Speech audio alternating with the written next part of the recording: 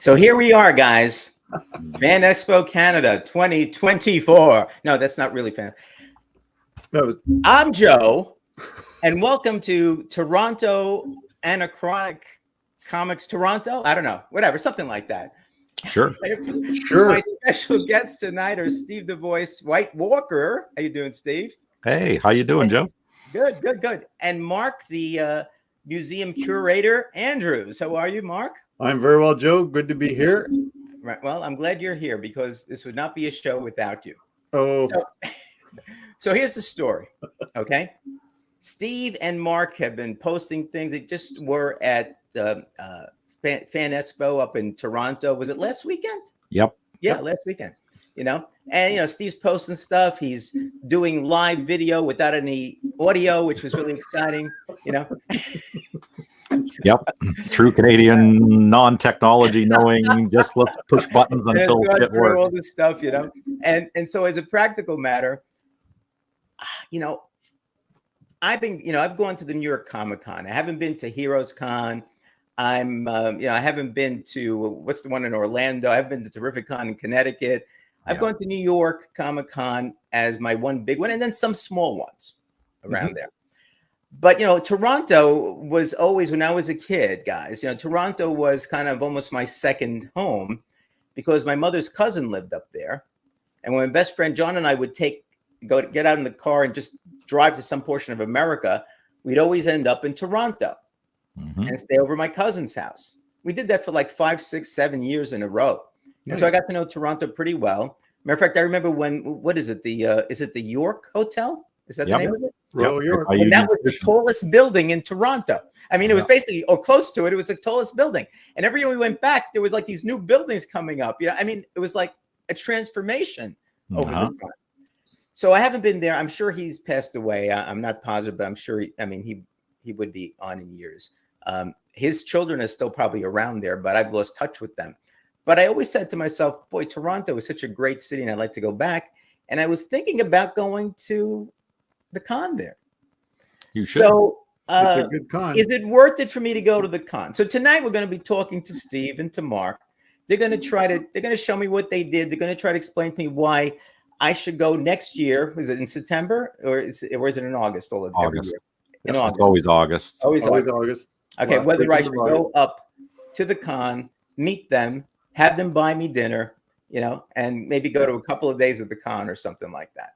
So absolutely, that's why they're here. Are you guys ready to try to convince me about this con? Yep, absolutely. Okay. Well, before we do that, let's see who's showing up to this.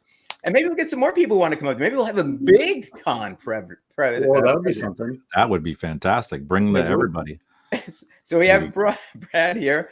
Hey, Brad, Brad. You're in Canada already. So I know you're not quite there, but maybe you're probably closer than Brad is. Yeah, absolutely, you are. He's a lot west of us. He's got mountains in the way. Yeah, that's right. Doug, thanks. We'll see you later on at the replay. Yep. It's Gary B. The casual. Is there really anything casual about Gary? Do you think? I mean, I don't know. He's fully casual. Yeah, is he? Okay. Like he needs a lazy boy to be so casual. All right. Well, yes, Brian. There's Brian. How you doing, Brian? Hey. I hope your Comic Book Community Awards counting is going well. I hope all the accountants are there to make sure that they open up the envelopes and that there's no hanky-panky. Do all your voting. I already voted. Yeah, I voted already, so I'm done. Yep. I'm done. All right, so we have a few people here to watch and to see what's going on there. So, guys, let's start off with some background a little bit now. I know you guys have gone at least to the last couple of cons together, right? Yep. But when was the first time that each of you went, and when was the first time that you guys met up? Go, Mark. Okay. Go. So the very first year that I went with my sons was 2006. And we have only missed one con since then, and that was due to COVID. So we've gone every year since 2006, but one. And the reason that I started going was because back then my sons were pretty young. Like my youngest was 10. Right. And it was an adventure. They loved Spider-Man and they loved Superman and Batman and all those things. And I may have Indoctrinated them. Yeah, I may have had something to do with that. And so, yeah, we went as a family. And from North Bay, yep. This hat was a gift from Mark. Thank you. You're welcome. From North Bay to go down to Toronto, is it a drive that you took? You drove down? So yeah, it's a 5-hour drive down. Wow. No, that's for like going for milk in the north. So yeah, we go down to Toronto. We always stay at the Royal York because there's also hotel packages when Fan Expo is advertised. Mm-hmm. So there's like usually 5 or 6 hotels that give you room packages, and yep. And we'll get into. So you can. I'm sorry. So you can get room packages through the con for the Royal York. So the con will put out when they say packages, like they'll say the passes are available for purchase. They'll give you a list of participating hotels. Sometimes, like July, like June or July, they'll list out all the hotels, and I don't want to know if it was from the food or for your car.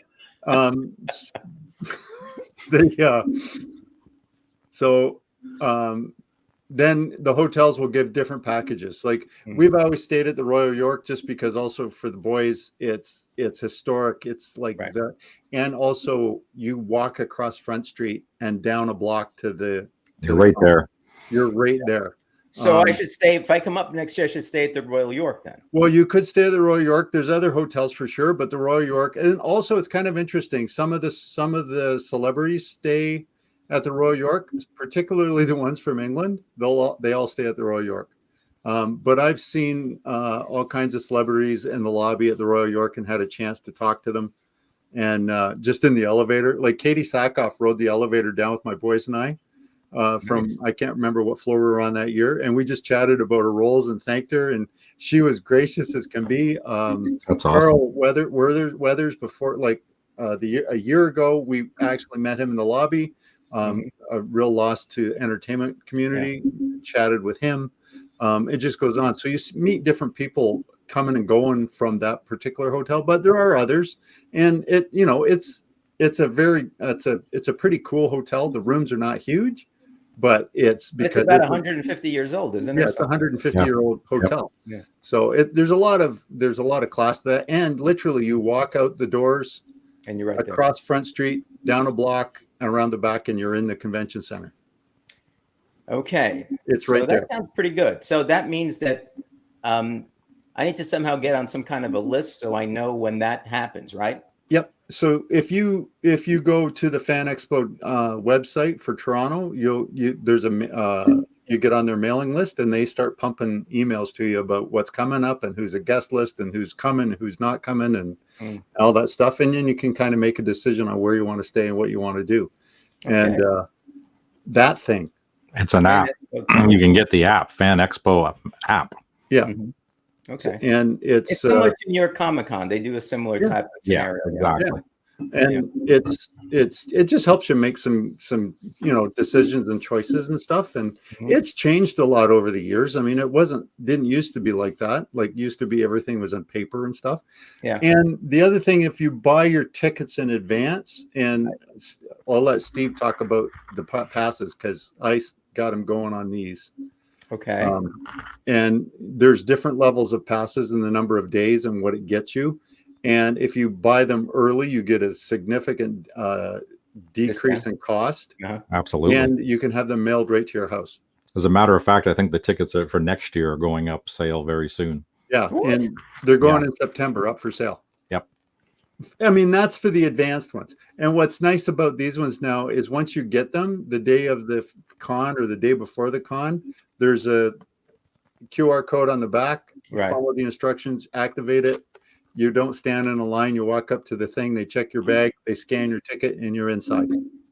So you'd have to buy those. I mean, I assume there's a limited number of those tickets. Yep.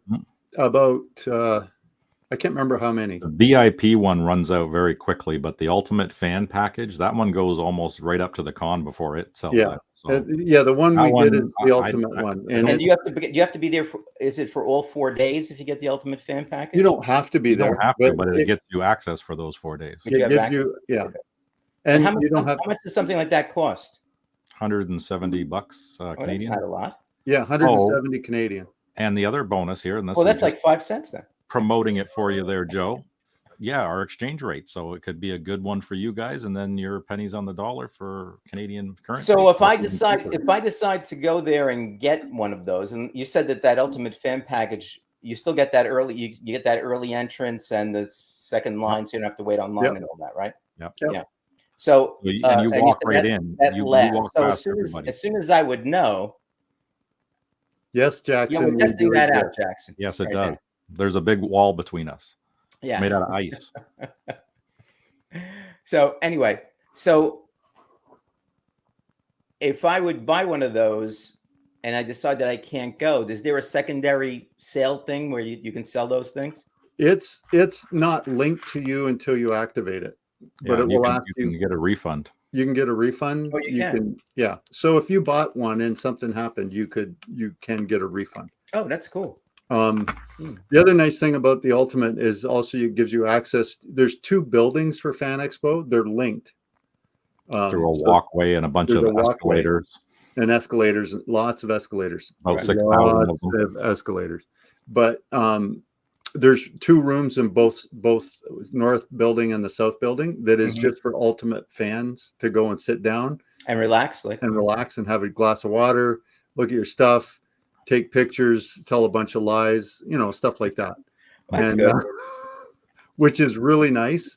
Now the VIP package is a lot more expensive, and it's a line skipper like at Disney World.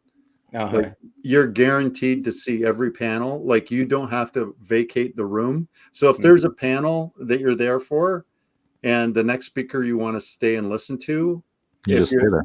Everybody has to leave. But if you're a VIP, you just sit there. You can sit there all day and not leave the room. I got you. Okay. But it's expensive. Yeah, like significantly more. It's like closer to $600. It's like 5 and change. Yeah. And their room is a little bit smaller, but they have like leather couches, and just the accommodations are a little nicer. Yeah. Well, it's for Joe. He would probably buy the VIP package. Not with my wife here. No, I can't. I'll get the Ultimate, really then you can hang with us. I'm really serious about possibly coming up. That's why. Well, it is a lot of fun. And I mean, the neat thing about Fan Expo, like there is Toronto Comic Con, which is in the same facility, but it doesn't have, absolutely. I mean, that was terrible. That was horrible, Brad. And she was a drunk driver, for Pete's sake. We don't want to get into that now. All right. Anyway, we won't get into that because it'll just make me revert to what I used to do for a living and get ugly.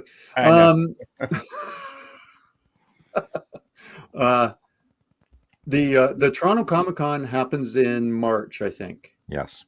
And it doesn't have there's still lots of cosplay, there's still lots of signs, there's people there's but it's not as big. And in one building. It's in the South Building only. It's in the South Building only, not in both buildings. There's less celebrities there. There's less panels. It's scaled down significantly.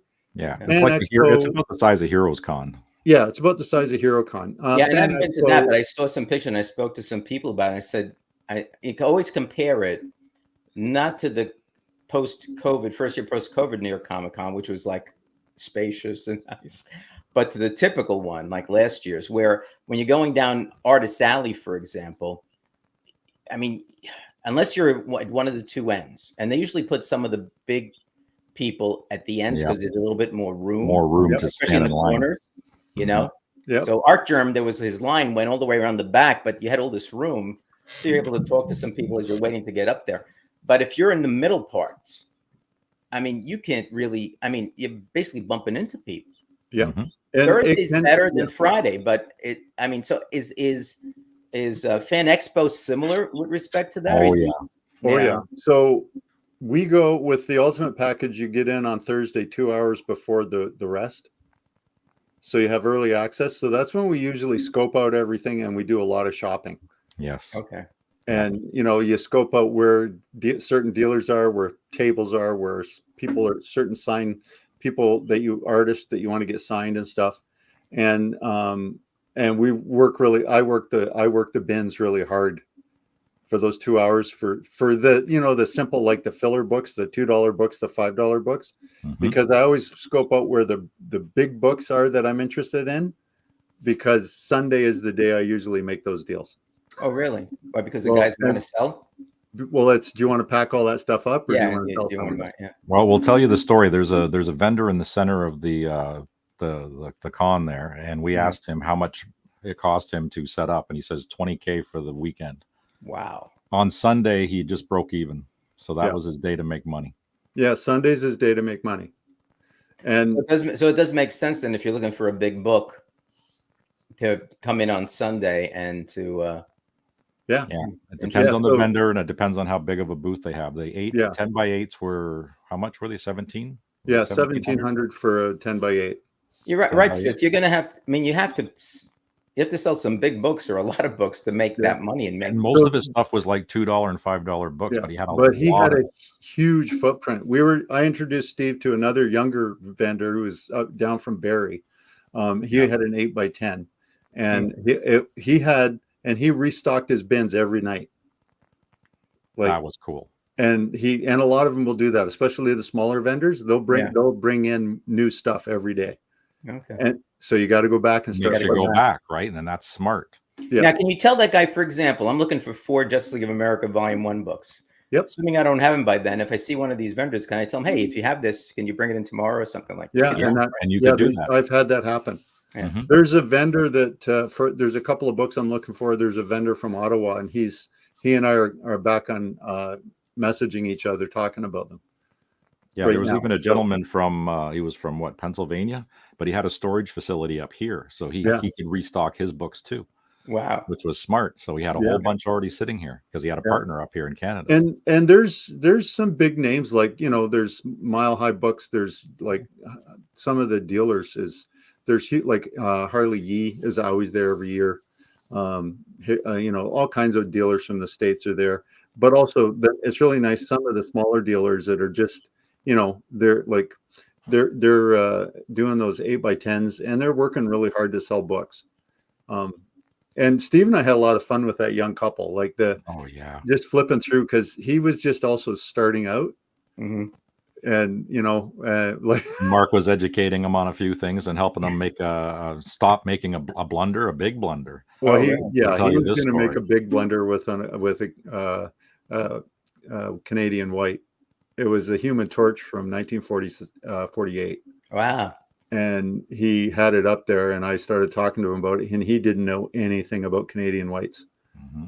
So he finally looked at me and said, "This should go in my personal collection." And I went, "Yes, it should." Or you're going to sell it for significantly more than what the guy offer him? Like, well, he didn't offer. He needed to add a couple zeros to that offer. Yeah.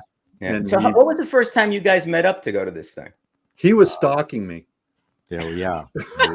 I know, Steve. You were there with you were there with who did you go with? You met before you there. Wayne. That's right. Yes, it was Wayne. Wayne, Squirrel Madness Comics. Yeah. Him and Mark were both there talking away, and these gentlemen are very tall. Both of them are tall, so it was easy for me to spot them. And now I live locally, so I just take the train in, and that's another bonus too. If you're in around the area, also on the GO train, you can also get deals. If you tell them that you're going to Fan Expo, you'll get a package with the local trains. And if you fly in, Joe, there's a train that takes you from the airport directly to Union, and then you walk across the street and you're at the Royal York. So there's bonuses there. It's very convenient getting around the city. So I used to drive. We used to drive around. So it used to take me roughly 10 hours. Okay. Yeah, you can haul more back with you that way from where I lived to drive up there. So one question I do have is, if I do drive there, where do I leave my car? Well, Mark can tell you that. Yeah, because we drive into the Royal York, and we just pay for valet parking. We never use the vehicle the whole time we're there, because everything's right within. But so you just drive right there, and they have valet parking for the for that. Yeah. That's an option I'm thinking about anyway, because I'd do it probably over 2 days, something like that. Yeah. Unless I feel very energetic, but at my advanced age now, driving 10 then hours. You'll definitely want the ultimate fan package and come for the Thursday, so you get in early with the rest of us, and you can do a lot of digging, and you'll have a much better time. Yeah, come in the day before. Now for us, we drove in Thursday morning. We just left North Bay early. We drove in, checked into the hotel, and we just walked across the street and went to the show and to the con, and it worked really well. You can stay in other hotels if they're along near the subway line and avoid some of the downtown if you want to. Yeah. But man, there's like like the food is you can find anything in every place to have have a great meal and stuff. It's some excellent restaurants. We didn't this time, but we usually go down to Chinatown and have a big snarf, and we usually take in, not always, but there was a good ball game on Friday night, so some of us went to the ball game Friday night. And Toronto beat Boston, which was good. And anytime you beat Boston, it's good. And no, it wasn't Boston, actually. They just beat Boston. Who was it? I sent you the link. It was. Yeah, I remember seeing the picture. Yeah, you told us to beat them. We did. Oh yeah, I had to tell you to beat. Anyway, there's all kinds of stuff to do. And like within the Royal York itself, like there's the library. So when you check in, you get a free drink ticket at any of the hotels, bars in town, in the hotel. Mm-hmm. And the boys and I, we kind of made it a ritual now that they're of age, and we will go get a bizarre cocktail at the library in the Royal York and kind of make an event of it. But if you want to do that, but it's it is a lot of fun. But I've been talking a lot, and Steve he's just chomping at the bit to tell you about. No, it's okay. You keep going. That's great. That's good information, because we got to convince Joe to come up here. For a while though. So has it changed appreciably over the years that you've been there? Has it gotten better, or was it better in 2010 or something like that? It's up and down, right? 2022 was the first time I went, because I haven't been going since the 80s. And I met up with these guys, and the prices is the crazy thing. Like it's still nuts in there, but I think, was it last year, the year before, there weren't as many comic book vendors. There was not as many comic book vendors the year before. Yeah. And this year there was lots. And that's kind of the risk you take, is like, who's going to be there? Who can get the floor space? Who's going to be there for signing? And they always watch the cancellations. So I'm sure New York Comic Con's the same way. They already have a cancellation. Yeah, you get. Well, I was kind of disappointed. John Cleese was supposed to be there, and I was hoping to go to his Q&A, and he canceled. Stuff like that. Before we forget that with the Ultimate, Joe, there's also, and this is why it goes up and down, there's a loot bag that comes with Ultimate. Oh yeah, and you get a shirt, you'll get a comic book or two, you get a bag to carry stuff in. You'll get something like this year. They gave us this. Yeah. We got Marty McFly made by robots. Yeah. Like I went, well, yeah. Last year was a pop. It was Wednesday Addams, I believe. Yeah. Wednesday Addams. A couple of years ago, we got this. Oh, yeah, we got that. I got the Gamora. That's nice. Yeah. And 1 year it was like, I think they suddenly had a glut of money. We got like 3 comics, we got 2 posters, we got an action figure, we got nice. So it kind of, I don't know how it all works. Yeah, it's up and down. I don't know. It's up and down. Like 1 year we got Mickey Funko Pops. So you just don't know what you're going to get for sure. Like this year was kind of disappointing. The shirt's cool. I like the shirt. Yeah, I like the shirts. This is the one from last year. Yeah, that's the one from last year. And they're always different. The shirts are never the same. I bought a shirt at my first New York Comic Con, and then Sci-Fi Channel was there, and they were giving away free shirts, but you had to pick the color of your shirt, and they had a press right there, and they made it right for you. Oh, that's beautiful. So I've got the Sci-Fi. It just says Sci-Fi on it. Yeah, that's cool. But the New York Comic Con shirt that I have, I've worn it every year when I go back. Yeah, and it's funny because some people that have been there for a long time say, "Oh, that was a great shirt. I love that year's shirt." You know, because they start throwing stuff at you. They're doing that with me now. You know, buy this, buy that, you know, and I just don't buy anything from them anymore. You could buy it there if you want to. If you want to. Catches your fancy. Right. But yeah, like the Fan Expo model, and that's the same for all the Fan Expos. Like, I don't know, they're on the back of the shirt. Like, there's 25. All through the States, yeah. All through the States and one in Edmonton and stuff. Like there's models the same. Like they also, then you can, if you don't have an ultimate package or a VIP, you can buy a lanyard, you can buy a shirt, you can buy the exclusive comics that which was Tech 27 this year. Yeah. So it's that is not the reason that draws me to go to Fan Expo or get the ultimate package. What is the reason? The reason is because it is so convenient to come and go and just tap when you leave and tap when you go in. And it's the passes show up, they're at your house, you activate them and you're good to go. You can have a place to go sit down. There's because people are sitting down in the hallways and around, and that we actually have chairs and tables that we can actually sit, relax in our own room. And you kind of get away from the crowd a little bit to catch your breath. So you can decompress. Because on Saturday, Joe, it's insane. Oh. Yeah. You can't move in Artist Alley. Crazy. Friday night and Saturday are the craziest. Yeah. So Thursday for sure, and Friday is actually this year. Friday wasn't too bad. It was in busy, the morning it was okay. In the afternoon, it's not bad. And you know, it's pretty good to go. And my sons, when they were little, didn't dress. They didn't do cosplay. As they've gotten older, they do cosplay now. They do cosplay, and they've been doing cosplay for years. And usually I'm the prop guy. I have a bag that's got like the glue gun and the staples and the sewing kit and the rivet gun. And you're the repair technician. I'm the repair technician, and also I'm the prop guy walking up to security and pulling out all the stuff. It's nice that you do it with your sons. It's got to be really nice. And that is another reason why I still do it it is because I've said to my sons, like my oldest is 31 and my youngest is 27.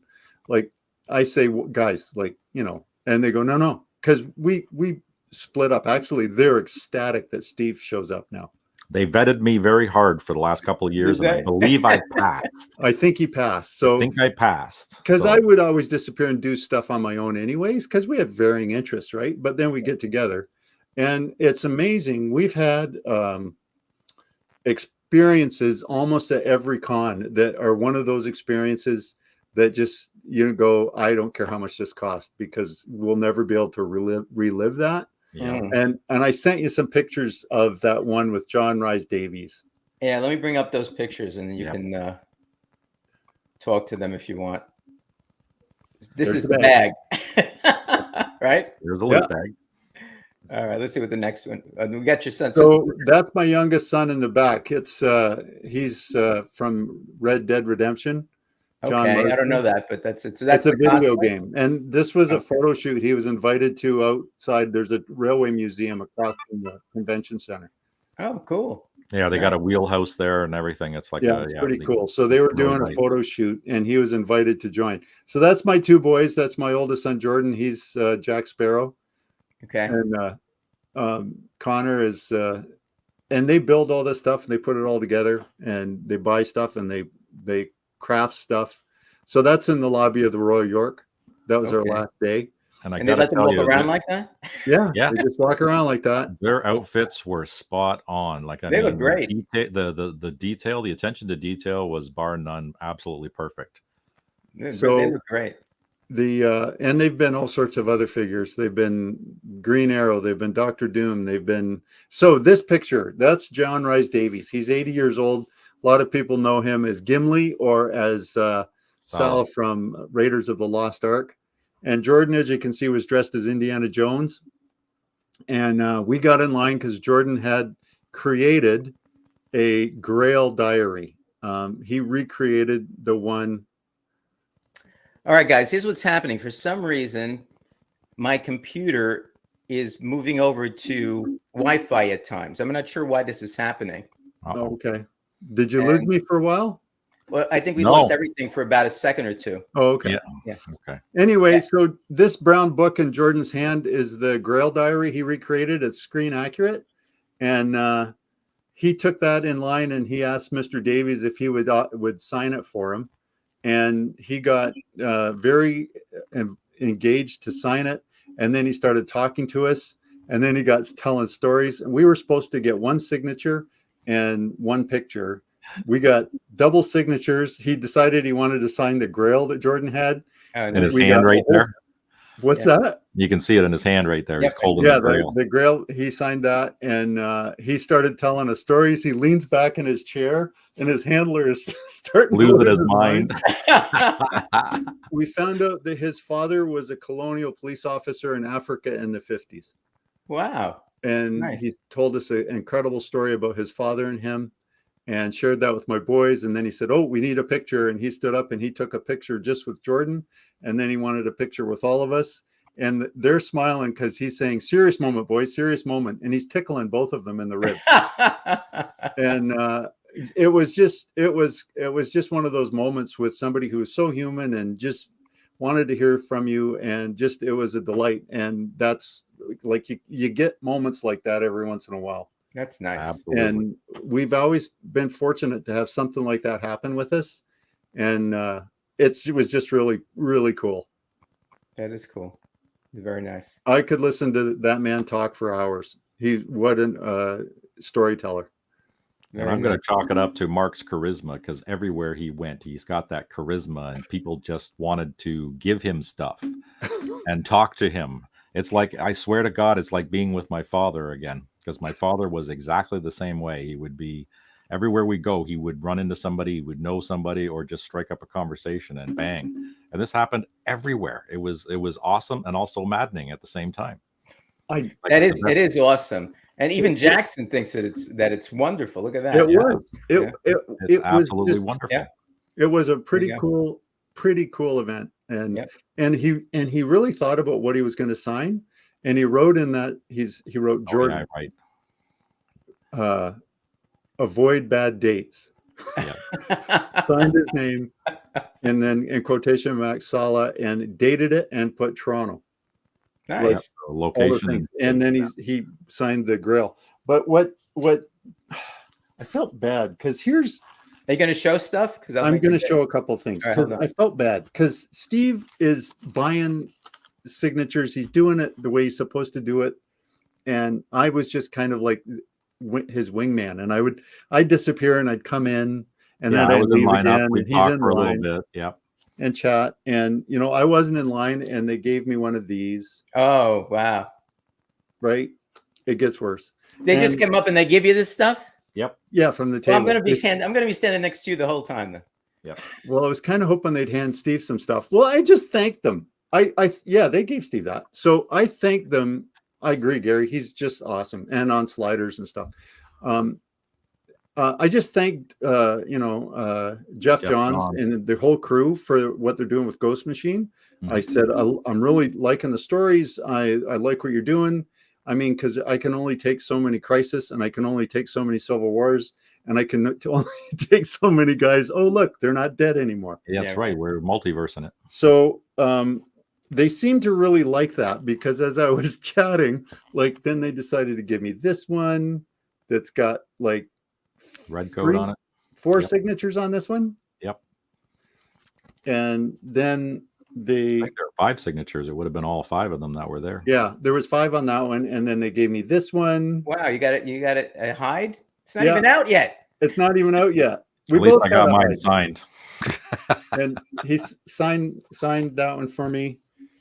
And then we were just chatting. That was we were at Brad Anderson's table. Yeah, Brad Anderson, and we're standing there, and there's this comic. We looked down. I went, "Oh, that's neat."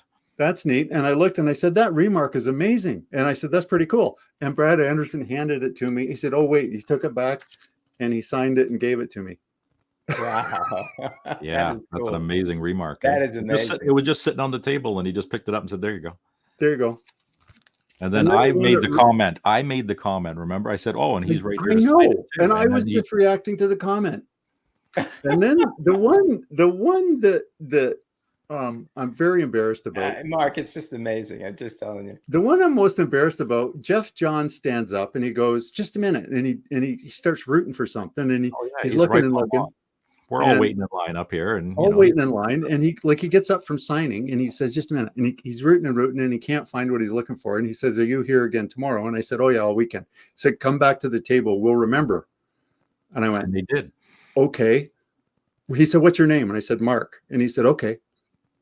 So the next day, I go back to the table, and they're doing the same thing, and they go, "Oh, Mark, just a minute." And this is the signature. This book was 7 signatures on it from San Diego. Yeah, that one had everybody.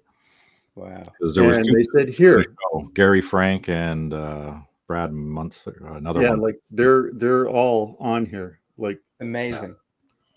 And Brad says he'll give you his address later on. Okay.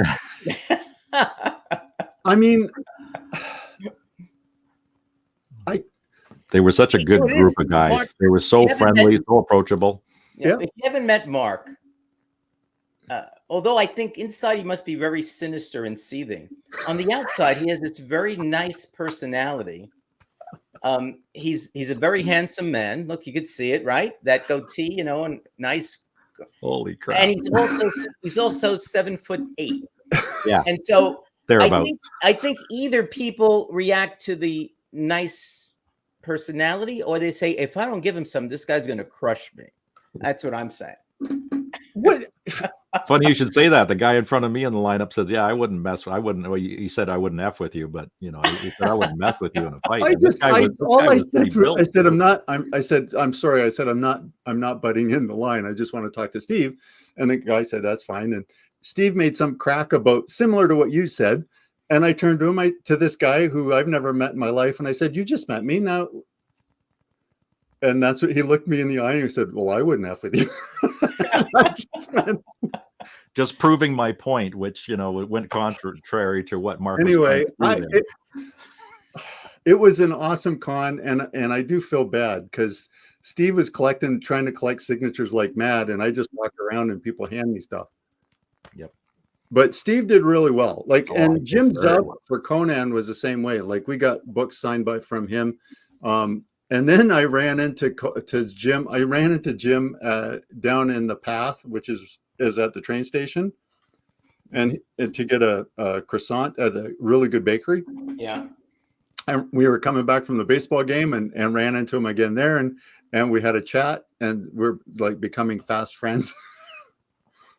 Anyway, and Anthony from the Kubert School in New Jersey was there. Yeah.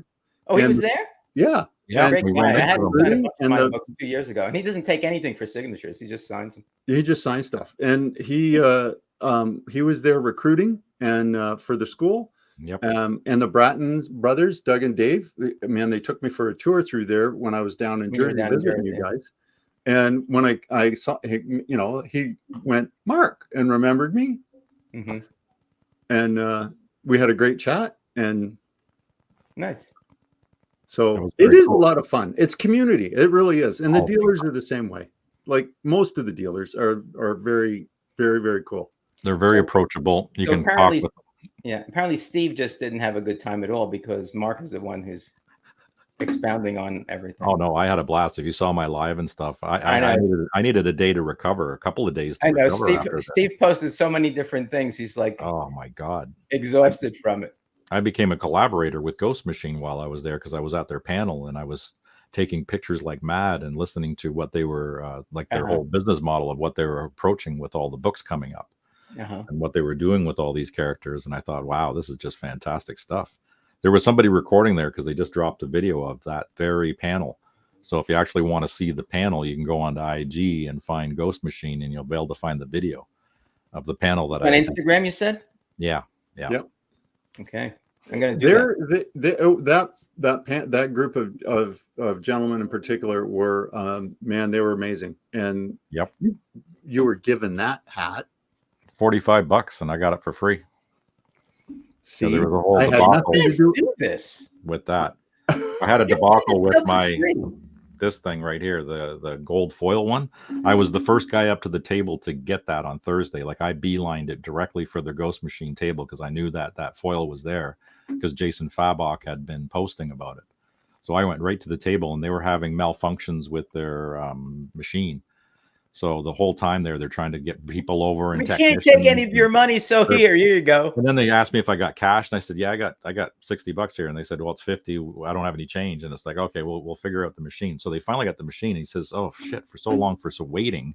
Here, have a hat. And I went, oh, that's kind of cool, because the guy before me, he had $100 on him, and he just took 2 books, and then he got a free hat as well. And I said, well, you gave him a free hat, so give me a free hat. And then they ended up overcharging me because the machine that was set for US dollars instead of Canadian dollars. Oh, so I went back, and then I got a refund, and then she said, just give me $40. So then I actually got the book for $40 instead of $50, and a hat. So, and then the 3 signatures on it too. So Jeff Johns, Fabok, and Brad Anderson. So Steve, how many books? I won't tell you. I want to ask how many signatures you got, because I think that would be too hard to do. That's a lot. But how many books did you get signed? 30 in total. Wow. Yep. I had a lofty signature stack, which I did a whole video on that. Yeah. The only ones that I didn't get was Mark Silvestri. And I'll tell you the story of that one. That one kind of pissed me off because I went up to Mark Silvestri, sweet guy, but his handlers were problematic. They had a little placard on the table telling you, okay, raws are $15. Signature series were like 65 or something. So I'm standing there with my Uncanny X-Men. I had 221 and 244 with me. She took one look at the book and said, no, that's going to cost you more.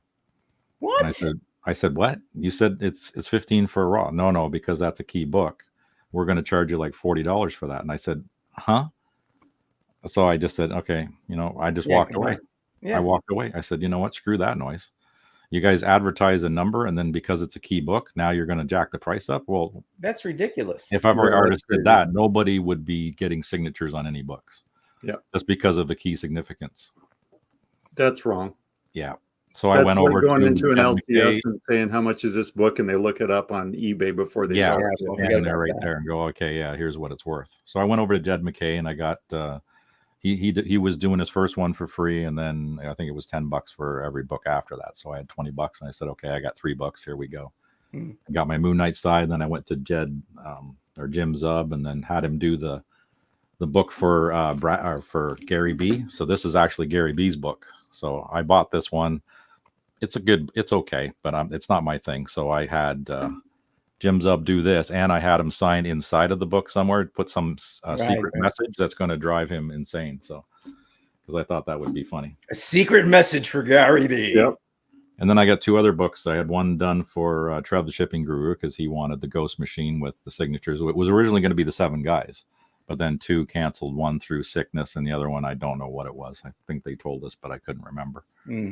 And I'm going to send another one probably to Rob Fatstacks for the Comics Curing Cancer thing, and have them raffle off that one with the 5 signatures on it. I thought that would be cool. But cool. Yeah, 30 books. So Chris is well, here's the thing, Chris. I was asked by these two gentlemen if I would please run a panel for them.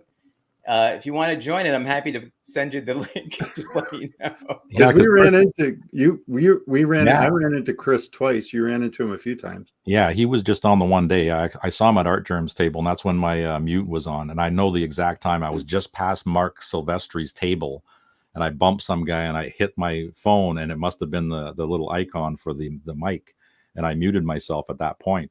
And then it kept muting. It stayed muted until I saw Chris. And Chris was at Art Germ's table getting a really nice foil one done, and then he was doing a shameless plug with them at the table, and it was all completely muted. We didn't hear a damn thing. And then my wife phones me, and I'm going, "Why the hell is she phoning?" She goes, "Like, she's messaging me. Check your audio. Check your audio." Yeah. So Chris says he's at work, so I don't feel bad now. Oh, I was going to, Chris. I'm looking to send you the link, but he's at work. He says he's anyway. At work. There might be things in the background we're not supposed to be seeing. Yeah. And then he sneaks up on me because I knew I was going to run into him. He sneaks up on me. He's recording me live while I'm trying to make a deal. I went, go away. That was me. I snuck up on him. Yeah. But there's other stuff besides comics. Like if you're into if you're into collectible toys, you're into graphics, you're into clothing, you're into anime, you're into horror, you're into whatever. There's a little bit of everything. So like some of the older stuff, like I got this there. So this is from 19. I didn't see. This is from 1974. This was the Marvel stickers. Oh, okay. So I got the box that these would come in. And I got this for a really nice deal. So the stickers came in that box, but what's that? Were there no stickers? I'm not sure I get it. The stickers came in that box? Yeah. So, you know, like your wax packs that had gum and stickers and cards. Oh, so that's the advertisement thing. This is the box that they would have sat on the shelf in. But there's nothing in there now. No, because just the wax packs alone for this set, Joe, are about $200 to $300 a pack. I got Yikes. So and how many were in that box? There was none in the box. I would have loved to put some in the box, but no, how many were in the box? Because there would have been 50 in here. That's expensive. Like 50 packs at 10 cents a piece back in the day. And I like that idea. So you can leave him a secret message too. Absolutely. Yeah, I'll send it to Joe first, and then Joe. Oh, then we send it to Jackson, and another page Jackson can do a secret. By the time it's over, it's going to be written on every page. And he's gonna, it'll be easy for him to find. Well, Jim Zub did it in pen, so it's going to be hard to. I had a hard time finding it, and I saw the page that he had it on. I had to dig through it to find it. He loves doing that kind of stuff. Yeah, yeah. Like I had him sign a book for my LCS owner up here in North Bay because. Randy Reed of Dark Horse Comics, that's my LCS. He is a huge Conan fan. And so I got him the Savage Sword #1 signed for him, personalized to Randy. And I presented that to him this week, and he was just he just thought that was the coolest thing in the world. So it's gone right up on the wall in his LCS. And that's awesome. Nice. So, I don't remember seeing Zub's name on the New York Comic Con list, but I just looked at it real quick and stuff like that. So, if he's there, I definitely would like to get something signed from him on the Conan books. And he's a really personable guy again. Oh, I mean, he'll tell you stories too. Like he'll stand there for 20 minutes and he'll tell you all the stories. It's incredible. That's cool. Yep. So, like he was invited. Sorry, Jim, I gotta go to the Ghost Machine table. Okay, no, stop with that. Yeah, I'll walk you over there. That's where I made a beeline for all 3 days, and I just hung around there for the 3 days around that table, and it was just. Now, did some people see you at that table all the time, Steve, and say, "Hey, are you part of the Ghost Machine group?" Yeah, they should have. You could have signed your name on stuff like that. Yeah, I'll start signing books for people. Start signing books, White Walker. That's all. Yeah, that'd be it. Yeah, I got this signed by White Walker. Why he was like part of Ghost Machine, man? Yeah. He's an important guy north of the wall there. Or you can just wait for, like you zoom in when Steve is not looking and get something for free and then zoom back out. Now you stand there and listen if Steve makes a comment about something and you jump in and go, yeah, that's pretty good. That's a nice, yeah. Oh, yeah, thank you. And then they just hand it to him. I love it. That's and I was trying to get one of those because he had more of the these sitting next to Brad Anderson when Brad Anderson handed Mark the remarked book. There was a bunch of these sitting off to his left that were all signed, and I was trying to finagle, but these two were just having a hell of a conversation. I finally just gave up and went over to Peter Tomasi because I needed to get another signature on one of my books that I had forgotten on the day of. We were just chatting. Like I know. Now, Steve, I got to ask you charisma again. I got to ask you another question then. Now, if you guys don't know, go back a couple of Comic Book Crowd episodes ago, and we had an episode that it was the afterlife of your comic collection, yes. Right? Yep. Yeah. And so we went over as to what we're doing now, what we're thinking of doing, how we're thinking about like what's going to happen to our comic books when we're no longer around here to take care of them. And Steve, if you know Steve, when he gets something signed, he doesn't get witnesses. He doesn't necessarily go and get it, graded and slabbed and all that. But, he has a sign and he always takes a photograph unless something happens. And I understand you missed some this time around. Oh, I missed a lot this time. He takes a photograph of the artist or the writer actually signing the book, and then he puts the photograph behind the backboard. But then he had some. I showed him that I had CLZ, right, and how it works. Yeah. Well, Steve has Steve LZ because he has binders. This is for his wife's. I mean, his wife. She's got to thank you for this.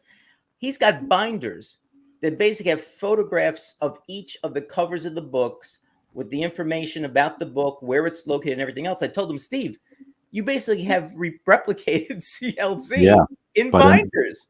Right? In physical format for those people that are not technically savvy, right? Right. Yeah. Steve's organization is amazing. Right. So the question is, Steve, are you doing this with the books you just got now also? And if you don't have a photograph, what do you do? Well, I did take some general photos. Like there was I don't know, Francis Manipul, man. He was a sneaky guy, man. He'd grabbed my books and had them signed and moved on before I even got a picture of them. It happened with Art Germ. I couldn't do anything with Art Germ because his handler was there and taking the stuff and taking the money. And Art Germ was going, shh. And then by the time, I got it, I said, thank you. These guys were an assembly line, right? So what I did was the guy behind me was getting stuff signed. So I just pivoted my camera and I took a picture of him while he was signing the guy behind me's book.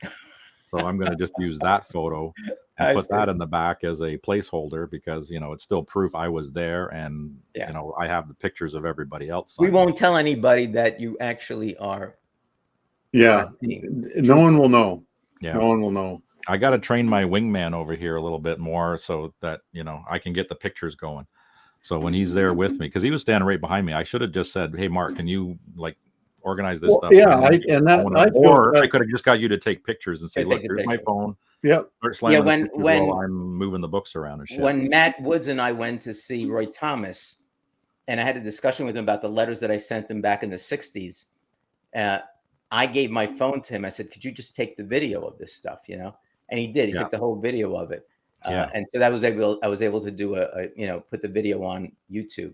So you did, Steve, you did send the photo of your G.I. Joe collection, right? Yeah. I made a video of me taking all the books down and putting all the G.I. Joe books up. I took one picture. I sent it to Skybound and they just published it in the last issue of G.I. Joe in the back. Right. I saw you my picture of all of the 155 issues on the wall. Right. Yeah. That's a pretty impressive collection. Yeah, that's a lifetime to get all that stuff, Yeah, that was cool. Well, I hope not, because you're really young, Steve. So you have to, the what did we found the fun part when you're digging with someone that you go with like this is like, I know what Steve's looking for and he knows what I'm looking for. Yep. When you're flipping through the books, you go, hey, you looking for this? Yeah, and it worked out for both of us because we both caught stuff that we had previously missed, and we were just looking through them, and that worked out well. I don't disagree with you. I was down in Florida. I have my good friend of mine down there, Dave, and so there was one of these small comic book things was up in Fort Myers, and he used to have an extensive collection, and he slowly but surely got rid of it. And then he just kept trades. But then he sold his house, so he got rid of his trades also. So he's doing this project, which we're actually going to try to convert into some videos this winter when I see him down in Florida. But I said, look, I'm going to go up to Fort Myers and just check out this. I said, do you want to come along? He says, yeah. So we drive up there, right? About a 35, 40-minute drive. And I was telling him, I'm looking for these type of books and everything like that. The only thing that was driving me crazy about it was that he kept on sticking books in my face. I'm looking, he's looking. Here's one. It was like I couldn't focus, So I said, okay, yeah, put that down there. Let me look at this first. So it was just like this whole thing going on, which was good in some ways because he caught stuff that I would never have seen. Right. And we managed to go through the whole thing together. So that was really good because we got through this thing. But I just saw it. It was almost overwhelming for me, Yeah, and the cool thing going with Mark too is we can both just separate and go do our own thing for a while, and then we'll hook up at some point and we'll go around together for a bit, and then just rinse and repeat. Yep. And it works really well that way. Yeah, because you're not, like you're doing other stuff. Like I went to a couple of panels with my sons, and Steve went to. I knew he was going to go to, and lineups and lineups, and he kept sending me, IGs, digging, and but you see something like there was a dealer there selling a whole bunch of different stuff, and he had a bunch of these Mad magazine masks. Yep. And I saw it's behind Steve up on the wall, like. He had those, and I went. Those are actually not. They're not vintage. They're actually new. They're from a con in 2017 or something like that. Yeah. So here's what I'm going to do. But he gave me 2 of them for $20, so that's the fair market value. They're $10 a piece instead of 1 for 20 was a little bit too much. But 2 for 20. I got one upstairs too. Okay. So that was cool to find that. So here's my sheet of things that I have and that I'm looking for. So I'm going to do, if I do come up there with you guys, and I'm really seriously considering doing this, going up there to. Have we convinced you? Well, I was kind of convinced, but I think it'll be fun. It'd be fun to see you, Steve. I haven't seen you, Mark. I did, so what the hell? But Steve, so it'd be nice to see you. It'd be nice to go in Toronto again. I mean, it's been a long time since I've been there, so I'm sure it's very different. Going to something like that, I'm going to put my list together of things that I actually, really look. Now, when I go to New York Comic Con, I eventually buy stuff that I never wasn't thinking about. But but I do have like my stuff, like Shadow, Doc Savage, all that like early '70s, some of the '60s stuff that I look for, and even stuff that's not worth a lot, but is worth something to me. Yeah. But I do have the list of stuff that I'm actually trying to find, and so I'm going to put it together, give it to you guys, and see what we could find. I found this book for you, Joe. They wanted $1,000. I knew you'd be okay with it, so here you go. Gee, Mark. Okay, I'll pay you back $5 a week for how long is that now? Yeah, we got to talk budget. Well, the one that I really want, but I can't. We're pouring so much money into the basically remodeling, which is really built. We're really just rebuilding the house in Cape Cod, and it's costing a ton of money. And so I really can't go. There are a couple of books that I want. Yep. One of them is because I only have 4 more books to get from Justice League of America Volume 1. And I know I'll get them eventually. And they're probably going to cost me in not the greatest shape, somewhere around $20 a piece, something like that, I'm thinking, at least in my head. I have Brave and the Bold 29 and 30. The one I don't have is the first one, Brave and the Bold 28.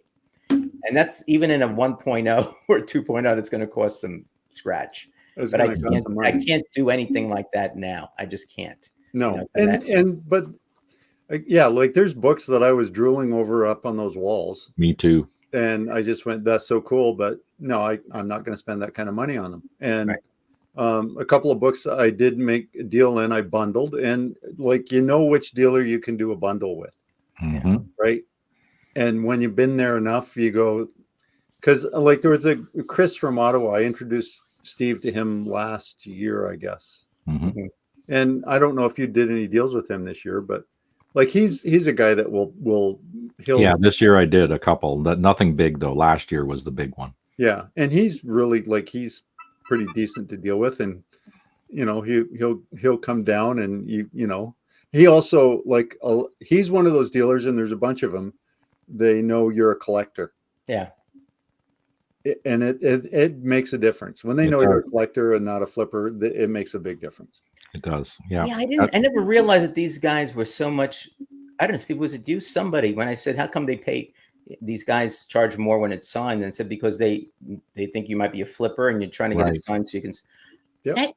That shows you how innocent I am. That never entered into my mind. I never thought about that. Yep. And I always said to myself, can I just back up? You're a lawyer from New York and you said you're innocent? I knew you were going to say that. Something doesn't ring true here. Okay, sorry, Joe. Wait a minute.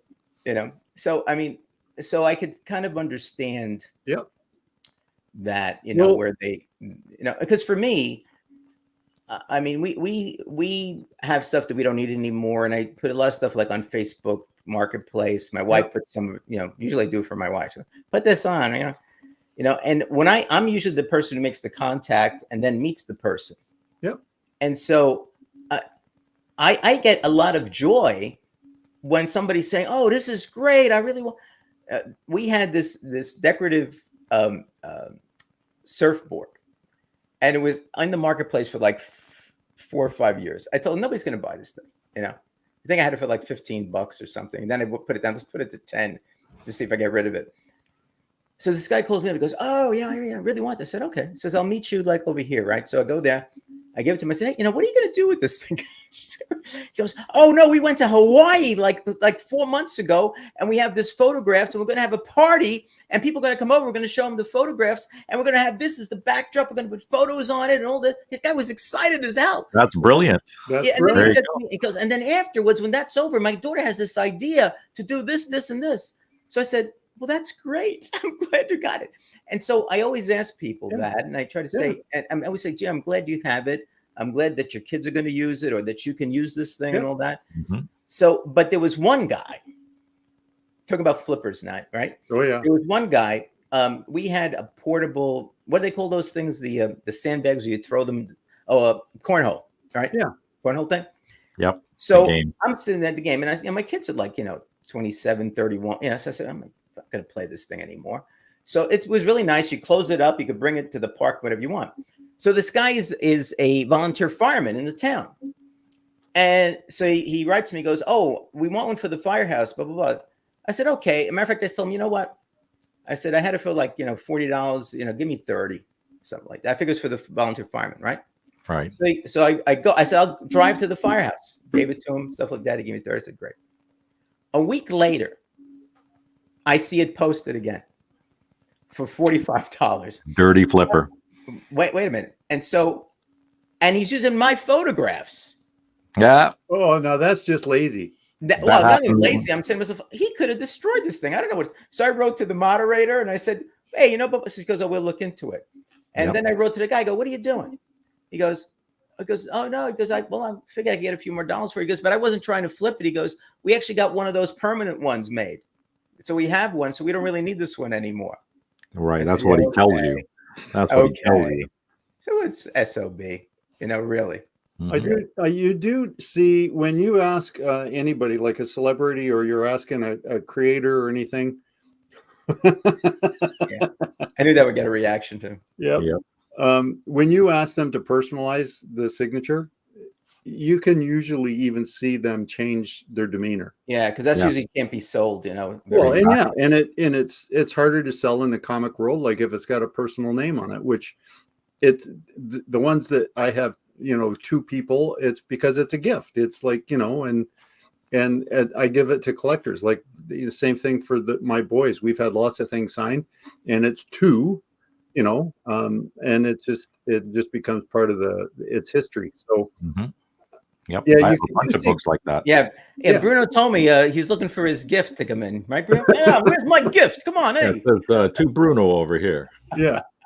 Forget about it. That's what it says inside. So forget about it. They'd like it better too. Yeah. I have to think about that. Then that's kind of interesting, to see what's there. But I like getting signatures on it. I like the idea now that CGC will verify signatures as well. Yeah. It's such a pain in the ass, especially in New York Comic Con. It definitely is. Some of the smaller cons, you can kind of get away with it a little bit. Yeah. But New York Comic Con, to get the witness to go there, and even CBCS, I needed the witness for that dual sign thing because one was already signed. So the guy didn't want to wait. He goes, "When you get like within 3 or 4 people, call me." So I had to call. I'm saying, "Get over here." I was like right next to him. And he finally shows up right there. I mean, so and then they're going to charge you extra for the signature. They charge you extra, so that way you can get it signed. I mean, maybe people say, "Oh, it's just verified." I guess there's a chance that it may not be, but if you get the photograph, right, Steve? And I know I was there. You can put something signed. I was there. Blah blah blah blah. And more importantly, you get the personal story, the personal connection, and you talk to the artist. That's really what I'm. With Neil Adams, that was the best thing. I have a bunch of signed things from him, which are not graded or encapsulated, and these were things that he had himself that he made. He had the authority to make special copies. So he made like 50 of one or 100 of another, and he would give you the number. He would sign it and put the number down. But I always had a great conversation with him. I never took his photograph signing. You know why? He wanted $30 for a photograph. Yep. Yeah, he started charging a lot as he got a little older.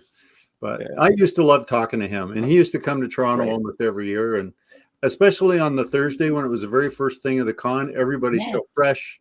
Everybody, you haven't got into 3 days of people, and they're kind of chatty, and they're happy to see you, and it's opening, and it's not crowded. Always went to his table on Thursday immediately. Yes. Yep. But the first time I went, the first year I went, I was looking for him because I didn't have a book with me, but I knew he probably had books. So I was going to buy some. I figured I never brought one of my books. I always bought something from him because I figured that's why he's there, right? Yep. So I would buy a book or two from him. I'd look to see what he had, and I said, oh, this is interesting cover and all this. But the thing about him was, when I went the first year I went, I was going up and down the Artist Alley. New York. They put him in the basement. The basement is Artist Alley, right? Mm-hmm. And big upstairs concrete room, very plain. Going on. There's something on this things going on the first floor, the entry floor, but then you have to go upstairs, and that's where all the vendors are, everything else. Middle part where you come in, downstairs is where all the artists are, right? And on the left side, downstairs also is where they have the big ballroom and stuff like that, where they have the big like Ghost Machine would probably be in there. So I'm looking and I don't see him. I'm going, where the hell is this guy? Well, I didn't realize that he was so big of a person. He was actually on the second floor. Wow. Had his own in that corner. He was all the way at the end. So he had this thing where he was all the way wrapped around with his books, and he would sit there in the middle with his wife. Yeah. And his wife would get would take the money and stuff and the credit cards and stuff like that. So he could just talk to you, and he'd be signing and telling you about things and stuff like that. He was a little of an ornery guy too, though. He could go. He would get on your case sometimes. Yeah, he and I had a couple of interesting conversations about Batman, and he could swear like a sailor. Oh yeah. Like it's always disappointing me. Alex Ross doesn't come to Toronto, and there's come to New York either. Yeah, like he has. They have a big booth of his stuff. Yep. I bought that Fantastic Four book that he had, and you can get them signed. It could be signed or unsigned. He has original art there. Everything is there, and it's really nicely done with a lighted back and beautiful. But he's nowhere to be seen. Alex Ross, Larry Hama, if you're listening, when you watch this show, come up to Canada. Come on. Yeah, next please year. Do. All right, guys. Well, this is really great. I'll talk to you guys some more about it, and I am going to go on the website. I'll go find it after this and see if I could sign up for the notifications. So I'm pretty excited. Hopefully it works out because that would be very cool. And you know what? If you can convince some of the folks in the chat to maybe come along with you, I don't want driving. No, I don't want to. You get a bus. Get a mini bus. Get a mini bus. Everybody pile on the bus. Yeah. Right. You can all stay at Steve's house. Oh yeah, sure. There you go. Okay, then that settles it. Take the train in, no problem. A nice little B&B here. You can set up a cot right here in my comic book room. Milt was saying all the books. Yeah, Milt was saying, because I was saying you guys come to New York. He goes, we could stay at Joe's house. I said, if you want to stay at my house, I said it's going to take you almost close to 2 hours to get down to Manhattan. Drive to the train station, take the train, get off, walk, or take a subway. I said it takes you forever. It's not conducive. It's not conducive. Now the Bratton's very conducive, right, Mark? Yeah, absolutely. But I still stayed at a hotel because it was my first trip down. I didn't want to impose. No, that's good. Yep. That's good. Okay. Well, anyway, all right. So this was really great. I really appreciate you guys coming in here and telling me more about it. I'm really kind of hyped about it right now. Well, so we'll keep talking and we'll see how that works out, and hopefully we can make it happen. That'd be cool. Next August, I think. Anyway, really thanks for doing this, Joe. It's your channel, and you put all the work in, and we just get to talk. So thanks. Yeah, push some buttons. So anyway, Steve, what do you have coming up on your channel? Anything interesting people want to know about? I might do Sunday Live again. I've been stealing Reggie's old spot there at 7:00. I might do that one again. Okay. That's cool. I haven't decided yet. I got to figure out this StreamYard thing. You got to do that because if you do it with StreamYard and you put it out, it'll show up on our stream as a note and says, notify me, because you had it the last time and I saw on YouTube. Go, when did this happen? Notified. Yeah, I know. If I could make it, I'd like to sit in at least for a while. It'd be nice to do. But But so if you could figure that out, and if you want, we can get on and do something. I'll show you the easy way of doing it. I think it's not that hard to do. A tutorial from Joe. Yeah. So we can do that. Mark, I don't know. When are we doing something again, Joe? Like, we're going to do an Espresso mail call a week from this Friday. Yep. 13th. Friday the 13th. I might go live on next Friday too. I am thinking about doing something. I have to figure out whether it'll work. I'm thinking of doing a live episode of the comics my mom let me keep. But I'm just thinking about it. I'm not sure I'm going to do that yet because I've never done that live. I think it'd be kind of cool to do that. Before I go, just because Steve might not have noticed, because I knew he was going to give me a hard time about free stuff. So I did my entire wall with free comic book day books. That's excellent. All right. And on the 20th, we have the Signature King on the Anachronic College of Comic Book Knowledge. But tomorrow, for members only, and then Monday for everybody else, I'm dropping a really cool video. As I was doing my research, I don't know how you guys are, but when I do my research, I end up going down research rabbit holes. Yep. And I found out that the collaboration between Denny O'Neil and Neil Adams had a little tension to it. And so I kept on looking, and I found out a lot of information, and I put together a video, which again, for you members out there, and members, $1.99 a month, all the money goes to St. Jude's Hospital. Yep. And the Tunnel to Towers Foundation. Give it a thought. Give up a comic a month, and you can pay for 3 months of this thing. I mean, come on, how easy is that? All right, and the link is in the description, or if you're watching on your computer, it's probably next to the subscription line. So, but I have so it's dropping tomorrow, and the Anachronic College of Comic Book Knowledge. If you want to be on it, I don't have anybody for next month or the month after. I mean, I reach out to some people. Tony reached out to me, Signature King, for it. And you please decide, reach out to me. We've had some great people on it. $50 for your favorite charity. So I'm a big charity guy here. You know, so that's why he likes us. Yeah, yeah. So it's worthwhile. So give it some thought. Okay. And so with that said, I think I want to thank everybody that showed up. People in the chat. Yeah, a good number. Great. Always appreciate you. Mark and Steve, thanks again. I'm really stoked about this. So I'm going to, right after we get off, I'm going to try to find the website, see how it works out. Steve, if you want a tutorial on StreamYard, I'll cut my prices in half for you. So don't worry about it. Usual price is $0. I'll do it half price for you. Okay. All right. Thanks, Brad. Appreciate it. Good night, everybody. All right, guys. So we'll see you soon. Don't forget, look on Monday for the new video. And if you are a member, don't forget, you can get the probably early tomorrow morning. You'll get the new video. And I think it's really cool. So you guys should try to get that going there. All right, guys. So with that, let me see. What do I got here that I could do? Anything good? Nah, I'll just do this. All right. Take care, guys. Everybody. Bye-bye.